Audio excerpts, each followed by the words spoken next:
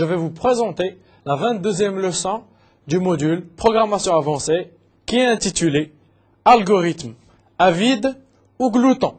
En anglais, Greedy Algorithms. Donc, on peut utiliser pour cette classe d'algorithmes qui est les algorithmes avides, le nom aussi glouton. Donc, ou gourmand, ce sont des noms communs pour cette classe d'algorithmes. Alors, nous allons commencer par une série de définitions. Puis, nous allons détailler un exemple d'application des algorithmes gloutons. Ensuite, nous allons synthétiser. Alors, tout d'abord, une série de définitions. Un problème d'optimisation est un problème pour lequel on veut trouver non seulement une solution, mais la meilleure solution. Donc, jusqu'à maintenant, dans les leçons précédentes, quand on cherchait une solution, quand on voulait résoudre un problème, on voulait chercher une solution. À part, bien sûr, des problèmes bien spécifiques, d'arbres de recouvrement minimal, de recherche de chemin minimal, etc. Donc, généralement, on a un problème, on veut trouver une solution. Ben là, il ne suffit pas de trouver une solution, il faut trouver la meilleure solution. Et donc, c'est ça la définition d'un problème d'optimisation. Alors, un problème d'optimisation discret est un problème dont les variables de décision appartiennent à des domaines discrets. Donc, on appelle un problème d'optimisation discret. C'est un problème, en fait, d'optimisation qui a des variables, en fait, qui appartiennent à des domaines discrets. Par exemple, entière ou entière naturelle, par exemple. Alors, ou autre. Alors, on parle de programmation entière si les variables sont entières. Donc, un problème d'optimisation, c'est un problème pour lequel on cherche la meilleure solution. Un problème d'optimisation discret, c'est un problème d'optimisation dont les variables sont discrètes, appartiennent à un ensemble discret, ou plutôt à des ensembles discrets. Chaque variable appartient à son ensemble discret. Alors, on parle de programmation entière quand les variables, au fait, appartiennent, au fait, à Z. Donc, les variables sont entières. Alors, un problème d'optimisation combinatoire est un problème de choix de la meilleure combinaison parmi toutes les combinaisons possibles. Donc, un problème d'optimisation combinatoire, c'est un choix, au fait, d'une configuration parmi un certain ensemble de combinaisons possibles. Il y a plusieurs combinaisons, il faut choisir une combinaison parmi ces combinaisons. Cette combinaison doit bien sûr être optimale. Alors, la plupart des problèmes combinatoires sont formulés comme des programmes entiers. Donc, généralement, la programmation entière, ça donne en fait la solution à plusieurs problèmes combinatoires. Donc, un algorithme est dit avide, est parfois intéressant pour les problèmes d'optimisation. Donc, un algorithme avide est intéressant pour un problème d'optimisation. Alors, un algorithme avide se déroule selon les phases suivantes. À chaque phase, on espère que choisir un optimum local à chaque phase convergera vers une solution optimale globale. C'est-à-dire, au fait, il est dit, donc avide ou glouton, c'est-à-dire qu'au fait, il ne voit pas très loin. Il regarde, au fait, l'état actuel, il a une certaine configuration. Si la configuration actuelle peut lui donner une solution optimale, ben il la prend et il dit, c'est ça la solution optimale. C'est pour ça qu'il est gourmand. Il ne va pas réfléchir plus longtemps. Alors, il prend une solution et il dit, elle est localement intéressante, forcément, globalement, elle est intéressante. Donc, en fait, il est en train de manger, donc, d'où sa gourmandise, les solutions locales optimales et de les considérer comme solutions globales optimales. Donc, une solution locale implique une solution globale selon un algorithme glouton. Alors, un algorithme avide ou glouton, comme vous voulez, emploie de simples stratégies. Il est très simple en termes de stratégie pour choisir une combinaison. Donc, des stratégies faciles à implanter et qui requièrent un minimum de ressources. Donc, un algorithme avide est très simple, au fait, à concevoir et à programmer. Donc, des exemples d'application. Donc si on a vu qu'un algorithme avide, c'est un algorithme en fait qui suppose qu'une solution locale va mener à terme à une solution donc optimale, d'où sa gourmandise, son avidité. Hein. Alors, quels sont les exemples d'application d'un algorithme avide? Alors, premier problème du distributeur de monnaie. Hein. On dispose de pièces ou billets, par exemple là, de 5, 1, 50 centimes, 25 centimes, 10 centimes et 1 centime.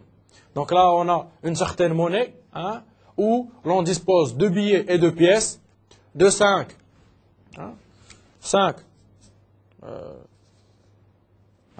de 1, de 50 centimes, de 25 centimes, de 10 centimes et de 1 centime. Okay. Alors, le problème de distributeur de monnaie, il consiste à rendre une somme en utilisant les moins de pièces billets possibles. J'achète quelque chose à un distributeur, par exemple automatique, et il va me rendre de la monnaie. Hein? Mais lui, en fait, il veut me rendre le minimum de pièces et de billets possibles. Hein? Donc, pour pouvoir calculer un minimum de pièces et de billets possibles, parmi, en fait, des pièces et des billets de 5 unités, une unité, 50 centimes, 25 centimes, 10 et 1, ben, on peut utiliser un algorithme avide. Donc, un algorithme avide serait, par exemple, à chaque étape, de prendre la plus grande pièce sans dépasser la somme. Donc, à chaque étape, choisir la plus grande pièce parmi ces différents billets et pièces, hein, sans dépasser, bien sûr, la somme. Donc, pour faire 6,39 $, l'algorithme peut choisir la première étape, donc, la plus grande pièce ou billet, hein, qui existe sans dépasser donc la somme. Si on prend 5 $, donc on veut faire en fait 6,39 $. Hein. Donc, à la première itération, on va prendre 5 $. À la deuxième itération, on prend 1 $. Hein, donc ça nous fait au fait 6 $. 5 et 1, 6. Hein, donc il nous reste quoi? Il nous reste 39 centimes.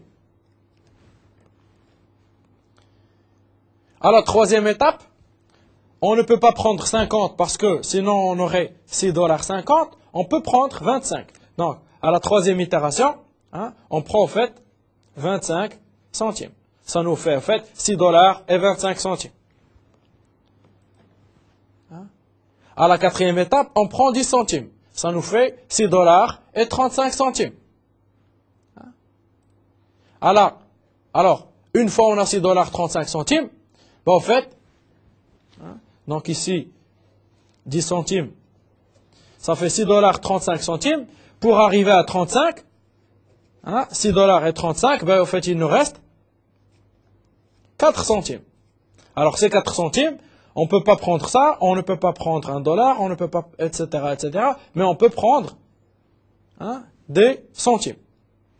Alors, on va itérer 4 fois de 5 à 8 et prendre 1 centime. Première, deuxième, troisième et quatrième fois pour aboutir à 5 centimes. Ah, donc 4 centimes plus 6,35, ça nous donne 6,39. Donc en fait, on a convergé au bout de 8 étapes. Donc l'algorithme avide a convergé au bout de 8 étapes. Donc là, c'est l'application de l'algorithme avide pour pouvoir rendre une monnaie parmi une certaine, donc rendre une somme parmi une certaine monnaie en respectant le fait qu'on ne veut pas beaucoup de pièces. Là, en fait, on a convergé en 8. Ça veut dire, en fait, on a 8 pièces, le nombre 8, dans le nombre, en fait, de pièces et de billets ensemble. Hein? Un autre exemple d'application de l'algorithme avide, hein? Soit une monnaie, donc une deuxième monnaie différente de cette monnaie-là, soit une monnaie fictive où l'on possède les pièces, billets de 10 couronnes, 7 couronnes une couronne. Donc c'est une pièce fictive, hein, mais ces valuations peuvent ne pas être des monnaies, mais peuvent symboliser d'autres valeurs qui ne sont pas des monnaies. Alors, on veut faire en fait 15 couronnes. Donc on veut faire, notre objectif c'est quoi? C'est d'aboutir à 15 couronnes. Avec le minimum bien sûr de pièces. Alors, pour faire 15 couronnes à partir d'une monnaie virtuelle ou fictive de 10 couronnes, 7 couronnes et une couronne, la première étape, c'est prendre le maximum. Donc, en première étape, on prend le maximum qui est 10 couronnes. Donc, on a une somme de 10. La deuxième étape, on prend une couronne. La troisième, une couronne. Jusqu'à la sixième, une couronne. Pourquoi? Parce que pour la première étape, on prend 10 couronnes. La deuxième itération, on veut prendre 7. Mais si l'on prend 7, 10 plus 7, ça donne 17. Ce qui n'est pas possible. Donc, ce qu'il faut prendre, c'est au fait une couronne, 5 fois. Donc, de 2 à 6, on prend une couronne, etc. Alors, on a en fait 6 pièces. 6 pièces et billets, globalement. Alors, cet algorithme avide qu'on a testé auparavant sur la première monnaie converge en donnant 6 pièces pour ce problème. Alors, cet algorithme avide en 6 étapes ne s'avère pas optimal. Donc, un algorithme avide peut s'avérer optimal, mais peut ne pas s'avérer optimal dans des cas particuliers, dans des configurations particulières. Alors, par exemple, si je prends 2 fois 7 plus 1, donc je prends à la première itération, je prends 7 couronnes. La deuxième itération, je prends 7 couronnes, qui nous fait 14. La troisième itération, je prends une couronne, qui nous fait 15. J'aurais convergé, non pas en 6, mais en 3 étapes. Donc là, en fait, c'est meilleur. Et donc ça, c'est pas l'algorithme avide qu'on a dit maximum, maximum, maximum, le maximum en premier, le meilleur d'abord. Là, on a pris au fait un algorithme autre qu'un algorithme avide. Donc en fait, l'algorithme avide ne converge pas forcément à la solution optimale.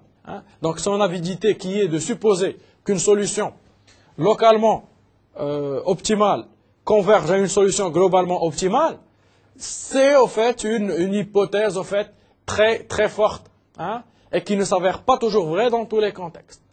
On a réussi dans ce cas à converger dans ce contexte-là, donc à converger en 8 étapes, et on ne peut pas faire mieux, mais dans ce contexte-là, on n'a pas convergé. Donc l'algorithme avide ne converge pas forcément à la solution optimale. Donc, un autre problème, qui est le problème d'ordonnanceur de tâches. Alors, on dispose de 9 tâches. Par exemple, la tâche 3, donc 9 tâches, chacune au fait, la première de 3 minutes, la deuxième de 5 minutes, la troisième de 6 minutes, etc. Et la neuvième de 20 minutes. Donc, on a en fait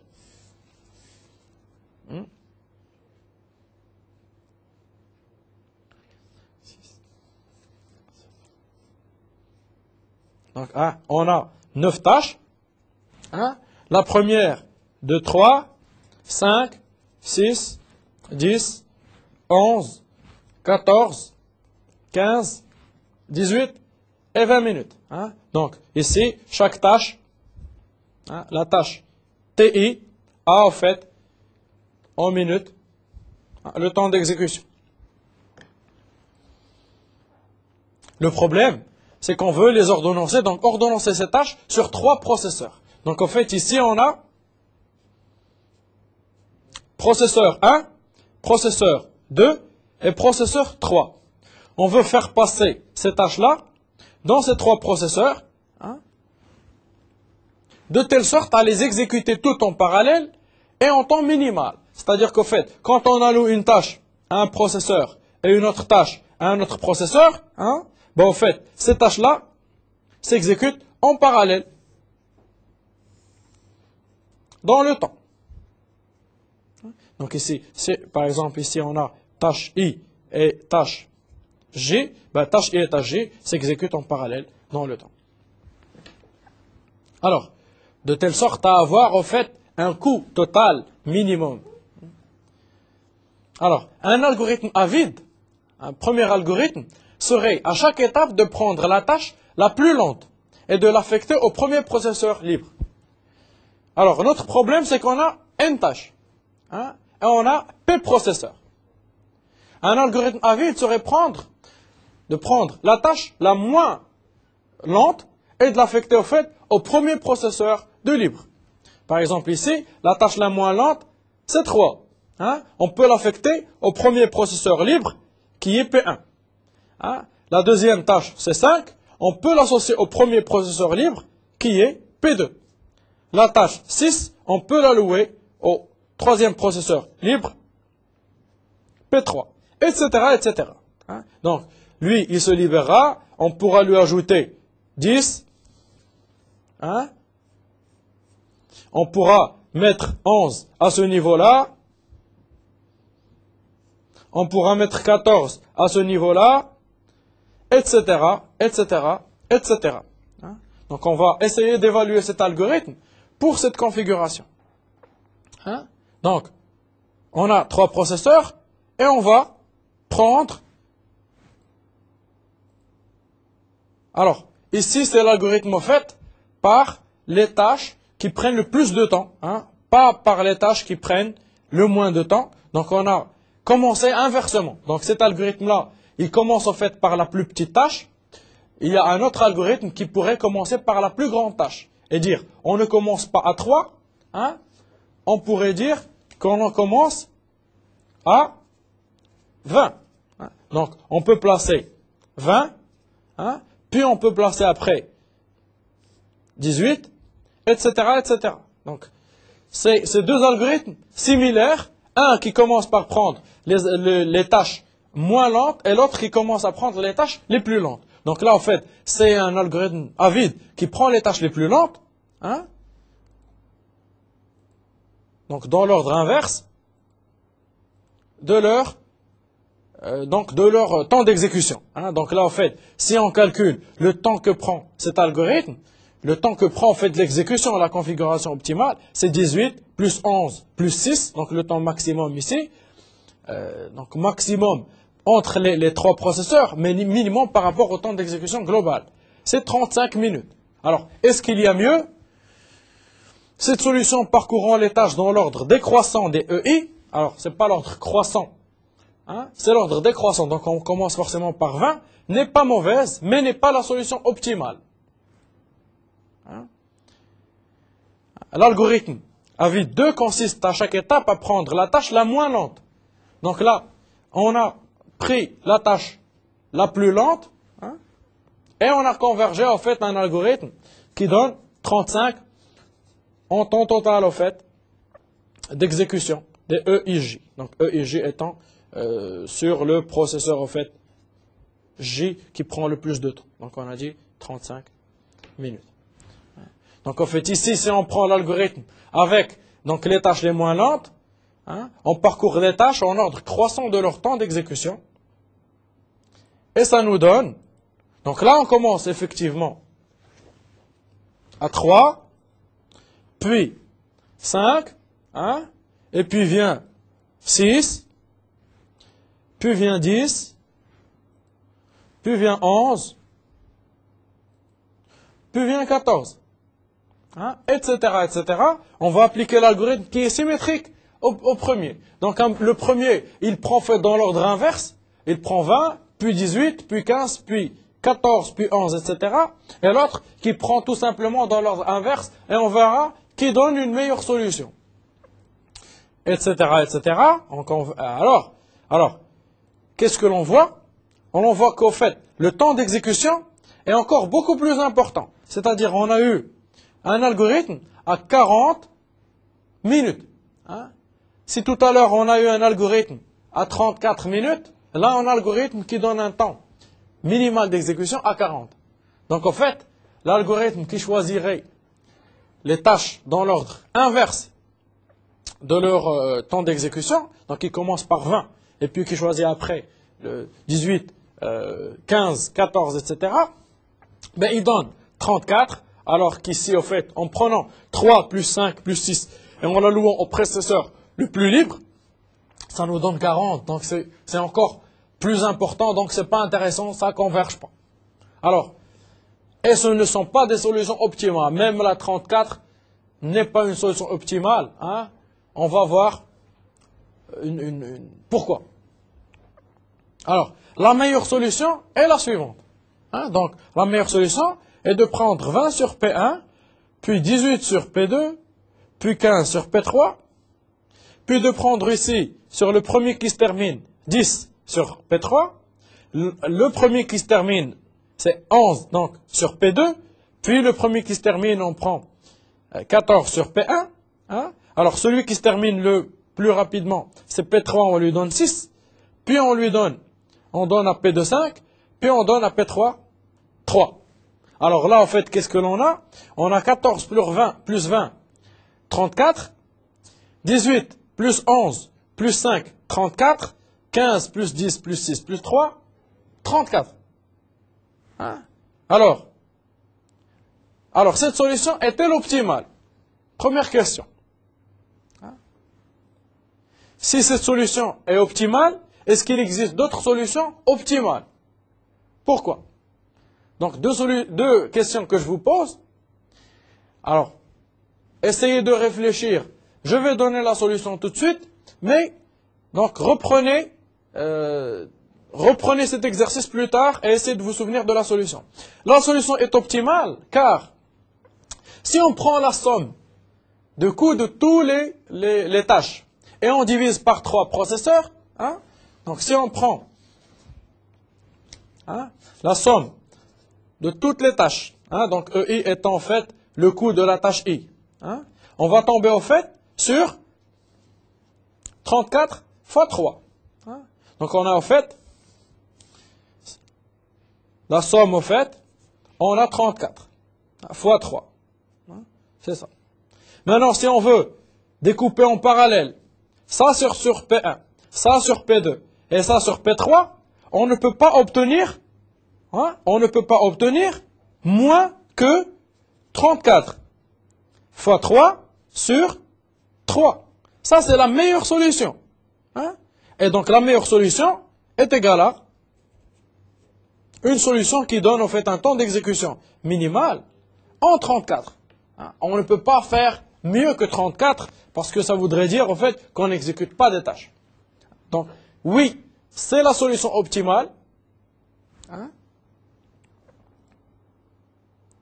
Une autre solution, 10 plus 6 est égal à 11 plus 5, donc on peut intervertir en fait, à la place de mettre 10 plus 5, on peut mettre 11 plus 5, on peut mettre 10 plus 6, et vice versa. Donc on peut faire des interversions en fait, hein, c'est-à-dire à un moment donné, on avait ici 10 et on avait 6, on pouvait les changer et mettre 11, 5. Donc ça c'est équivalent, donc on peut les intervertir d'un processeur en fait I à un processeur J. Oui, il existe d'autres solutions et qui donnent la même en fait,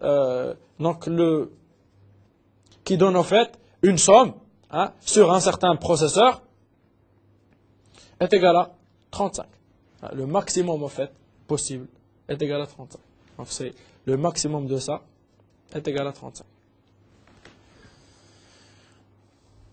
Alors, voilà notre solution. Alors, comment maintenant, la solution au problème, comment peut-on converger, hein, à cette solution qui est optimale? Si nos deux algorithmes avides qui prennent en fait les tâches dans l'ordre inverse de leur temps d'exécution, et notre algorithme avide qui prend les tâches dans l'ordre croissant de leur temps, et qui les alloue à notre processeur le plus libre, ou le premier libre, hein, ne convergent pas à des solutions optimales. Pour converger à cette solution optimale, un algorithme simple est un algorithme exponentiel qui lui au fait teste toutes les combinaisons possibles. Donc il prend toutes les combinaisons de toutes les tâches possibles et imaginables et il va les tester. Et donc ça c'est exponentielle.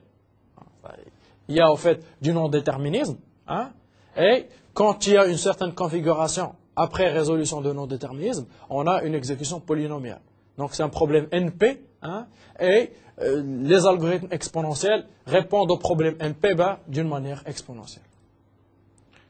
Alors, un autre exemple d'utilisation des algorithmes à vide sont les problèmes de voyageurs de commerce.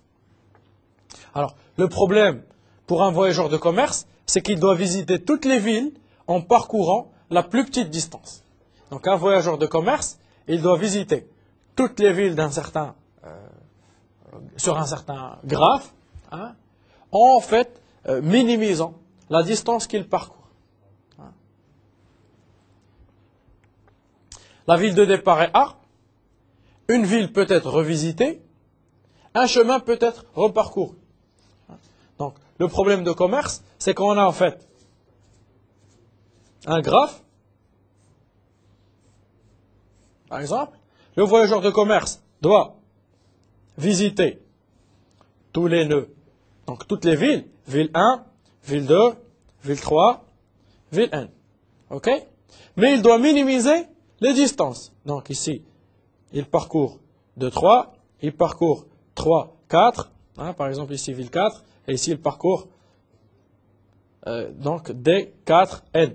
Hein. Donc en fait, pour lui, ce qu'il minimise, c'est la somme. Hein. Il veut minimiser le plus possible la somme des distances qu'il parcourt. Okay. Alors en logistique, ça a une application systématique quand il s'agit de perdre le moins d'essence par exemple, ou de perdre le moins de temps.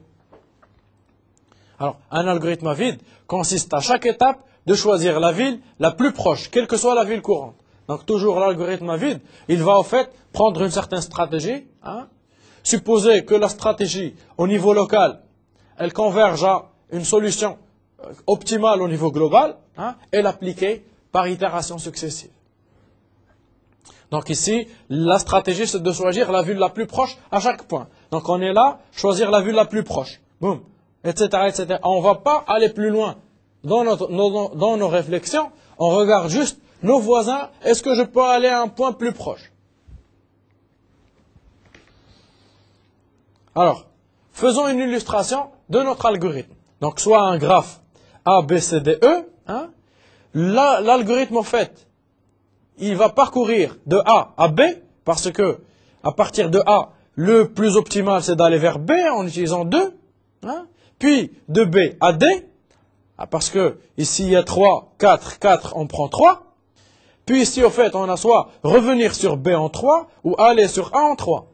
Alors, l'algorithme a vite choisi B au lieu de choisir A. Bon, ça c'est un choix optionnel. Hein. Donc, A, B, D, puis il revient à B, hein.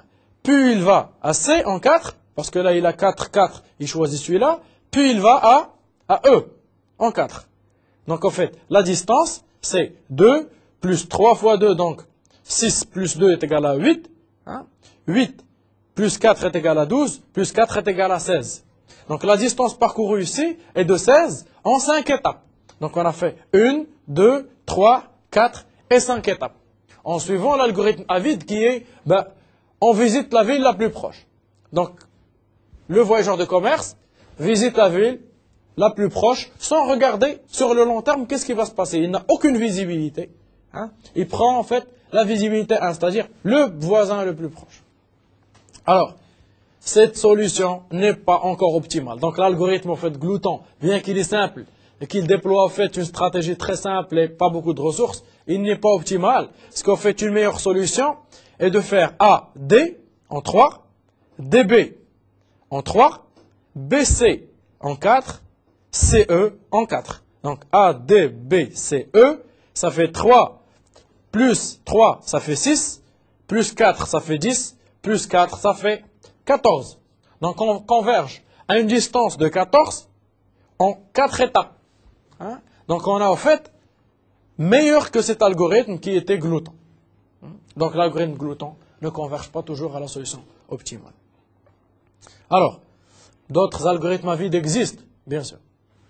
Par exemple, l'algorithme de Dijkstra qu'on a utilisé pour le calcul au fait de chemin minimal, du plus court chemin. Donc sélection de l'arc du plus faible coût. L'algorithme de Dijkstra, à chaque niveau du graphe, il va prendre le nœud le plus proche. Alors, il est prouvé que l'algorithme de Dijkstra, lui, converge. Il est glouton, mais le cas de Dijkstra converge, ça a été prouvé donc au chemin minimum entre un nœud S source et un nœud T destination. L'algorithme de Kruskal. L'algorithme de Kruskal de recherche de l'arbre de recouvrement minimal, en fait, il sélectionne l'arc du plus faible coût parmi les arcs restants. Donc, il prend toujours l'arc du plus faible coût parmi les arcs au fait qui n'ont pas encore été découverts. Et donc là aussi, c'est un algorithme glouton comme on a déjà annoncé quand on l'a présenté. Donc, on suppose que la solution optimale, en choisissant l'arc minimum incident à notre nœud courant, on suppose qu'en fait, en choisissant ça, on a en fait une arête, un arc qui va appartenir à l'arbre de recouvrement minimal. Donc en fait, l'algorithme de Prime, qui recherche aussi l'arbre de recouvrement minimal, il sélectionne l'arc du plus faible coût entre les nœuds de l'arbre et les nœuds non encore inclus. Donc là aussi, c'est un algorithme de recherche d'arbres de recouvrement minimal. Lui aussi, il est glouton. Donc, Dijkstra est glouton, Kruskal est glouton, Prime est glouton. Alors, il a été démontré que Dijkstra converge au chemin minimal, que Prime et Kruskal convergent aux arbres de recouvrement minimal. Alors bon, en termes de complexité, Prime et Kruskal ne sont pas les mêmes. Revenir au cours sur les arbres de recouvrement minimal. Ça, c'est une autre histoire. Alors ceci dit, ce que l'on démontre ici, c'est que bien qu'en général, un algorithme glouton ne converge pas toujours à la meilleure solution, on a vu l'algorithme du voyageur de commerce, on a vu l'algorithme de distributeur de monnaie, en monnaie fictive, couronne, on a vu l'algorithme d'ordonnancement de tâches, qui prend à la fois la tâche, qui prend soit la tâche de plus fort coût ou de plus faible coût, et malgré tout, il ne converge pas. Alors, dans l'absolu, un algorithme glouton ne converge pas forcément à la solution optimale globale. Mais Dijkstra, Prime et Kruskal sont des algorithmes donc gloutons, et eux, ça a été démontré qu'ils convergent à leur solution optimale. Alors, si l'on synthétise maintenant à propos des algorithmes avides ou gloutons, alors, dans un problème de taille n, un algorithme avide effectue à peu près n sélections. Donc, dans un problème de taille n, un algorithme avide à peu près effectue n sélections. Les premières et dernières sélections peuvent être forcées. Voilà, on a n éléments, on va faire n sélections. Le temps d'exécution est en O de n fois grand taux de sélection de n. C'est-à-dire n sélection, et la sélection elle est en coût de n, ou sélection n est le traitement de sélection parmi les n éléments. Rappelez-vous quand on sélectionnait une tâche parmi les n tâches. Quand on sélectionnait un billet ou une pièce parmi les n billets et pièces. Quand on sélectionnait un nœud parmi les nœuds voisins pour prendre le nœud qui est au fait le plus proche. Donc, à chaque fois, on choisit un nœud. Donc, par exemple, si l'on prend le voyageur de commerce, on va en fait parcourir n nœuds, et à chaque fois, on doit sélectionner parmi ces n nœuds. Donc, parmi les n nœuds que l'on a, on a quelques voisins, et on va sélectionner en fait déjà ces voisins-là, et parmi ces voisins, ceux qui forment une distance minimale. Mais ça, on le fait en fait n fois, donc on a besoin de n itérations. Alors, pour le distributeur de monnaie, il recherche à chaque sélection le plus grand billet pièce parmi k calibres possible. Donc, en fait, il fait une sélection parmi k calibres. La sélection en termes de O de 1, donc k monnaie, 1 dollar, 5 dollars, 50 centimes, 25 centimes, etc. C'est K libre. Alors, le fait de choisir 1 parmi K, c'est en grand taux de K, et K c'est une constante, donc c'est un grand taux de 1. Donc la distribution est en N, donc N itérations, fois grand taux de K, hein, donc grand taux de N. Donc la distribution de monnaie est linéaire. L'ordonnancement. Alors l'ordonnanceur à vide, il prend la tâche la plus ou moins lente. Donc il a déjà un ordre, hein, donc plus lente ou moins lente, hein, selon les approches qu'on a vues, et sélectionne le processeur libre parmi K constantes. Hein. Donc en fait, on a la sélection en fait d'un processeur parmi K processeurs. Donc K c'est constant, donc c'est en grand taux de 1. L'ordonnancement c'est le tri donc des tâches selon l'ordre croissant ou décroissant. Hein. Puis le parcours et affectation. Donc on va parcourir en fait les N tâches et à chaque fois on va sélectionner un processeur parmi les K. Donc ça fait grand taux de N fois grand taux de K, ce qui se fait, hein, grand taux de L log de N plus grand taux de N qui donne grand taux de L log de N. Donc l'ordonnancement il est N log de N. Parce que le tri, au fait, il est plus fort. Alors, le voyageur de commerce, hein, le voyageur à vide, il sélectionne l'arc le moins coûteux vers les voisins non encore visités. Donc, la sélection, c'est en grand taux de N, supposant qu'à chaque fois, au fait, on a N éléments voisins dans le pire des cas. Mais on n'en a pas N. Hein. On en a degré, au fait, de Q, hein, qui est plutôt logarithmique. Mais généralement, dans le pire des cas, on a la sélection et grand taux de N. Alors, le voyage se fait en grand taux de N fois grand taux de N. Donc, grand taux de N, la sélection. Hein, et ici, au fait, N qui est au fait le nombre d'itérations, on doit visiter chaque nœud une et une seule fois. Hein, donc, on aboutit au fait à du grand taux de N carré. Alors, l'algorithme à vide reste rapide pour des problèmes d'optimisation. Donc il reste assez rapide. Si on a vu que le distributeur de monnaie, il est linéaire. Hein. Si on a vu que l'ordonnanceur de tâches est L log de N. Si on a vu que le voyageur de commerce, il est quadratique. Donc des problèmes assez difficiles donc des solutions assez simples finalement, quadratiques pour l'algorithme de voyageur de commerce qui c'est assez complexe. Hein. Du L log de N, du linéaire. Donc en fait, c'est des solutions très rapides pour des problèmes d'optimisation. Alors, mais pas toujours optimales. Alors, pas toujours optimales. On a vu que pour l'ordonnanceur de tâches, on ne converge pas à la solution optimale. On a vu que pour donc le distributeur de monnaie, pareil. Hein. On a vu que pour le voyageur de commerce, ça ne converge pas en général. Alors, on a vu que Kruskal, Prim ou Dijkstra, eux, convergent, hein, à des solutions optimales. Donc si l'on essaie au fait de synthétiser, un algorithme à vide, c'est un algorithme qui est simple pour résoudre au fait un problème d'optimisation, qui consiste à trouver la solution optimale parmi un certain ensemble de solutions à un problème. Okay. À chaque itération en fait, ou bien à chaque étape, l'algorithme à vide, il va sélectionner la solution en fait localement optimale, et il va supposer que cette solution localement optimale va converger à une solution optimale au niveau global. Okay. Donc cette hypothèse, elle est très forte, ça peut converger, ça peut ne pas converger selon les contextes. On a vu que pour rassembler des dollars, on a réussi à converger à une solution intéressante, mais pour des couronnes, ça n'a pas convergé.